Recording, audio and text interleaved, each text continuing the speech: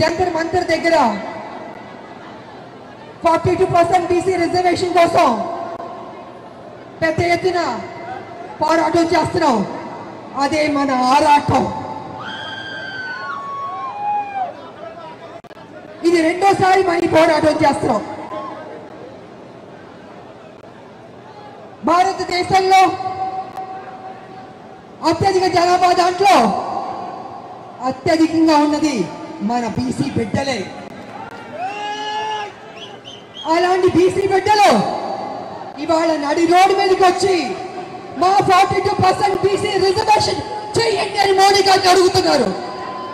బీజేపీకి సిగ్గుందా అని అడుగుతున్నాను.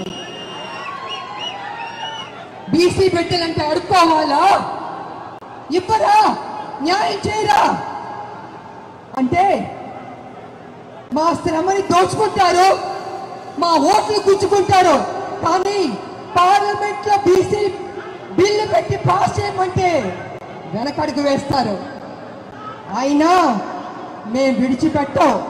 కాంగ్రెస్ ముందడుగు వేసింది, సాధించే వరకు విడిచిపెట్టే ప్రసక్తి లేదు. బీసీ బిడ్డలారా, తెలంగాణ ఉద్యమం అనేక కష్టాలు నష్టాలు పోరాటాలు చేశాం. ఫైనల్ గా సోనియమ్మ మనకి తెలంగాణ ఇచ్చింది, సాధించుకున్నాం. అదే విధంగా బీసీకి కూడా 42% రిజర్వేషన్ కూడా డెఫినెట్ గా సాధిస్తాం. వదిలిపెట్టే ప్రసక్తి లేదు. ఇవాళ నిజంగా బీసీ బిడ్డల గురించి చెప్పాలంటే చాలా తక్కువే. ఎంత చెప్పినా తక్కువే. మన భారతదేశం అభివృద్ధి చెందిందంటే దాంట్లో బీసీ బిడ్డల పెద్ద పాత్ర పోషించారు. వాళ్ళ సాక్రిఫైస్, వాళ్ళ శ్రమ, వాళ్ళ కమిట్మెంట్, వాళ్ళ త్యాగాలు ఈ భారతదేశానికి ఇచ్చింది. చేతి వృత్తుల కోసం ఎంతో కష్టపడ్డారు. చేతి వృత్తులు చేసుకుని ఎంతో సంతోషంగా బతికేవారు బీసీ బిడ్డలు. కానీ ఇవాళ కాలం మారింది.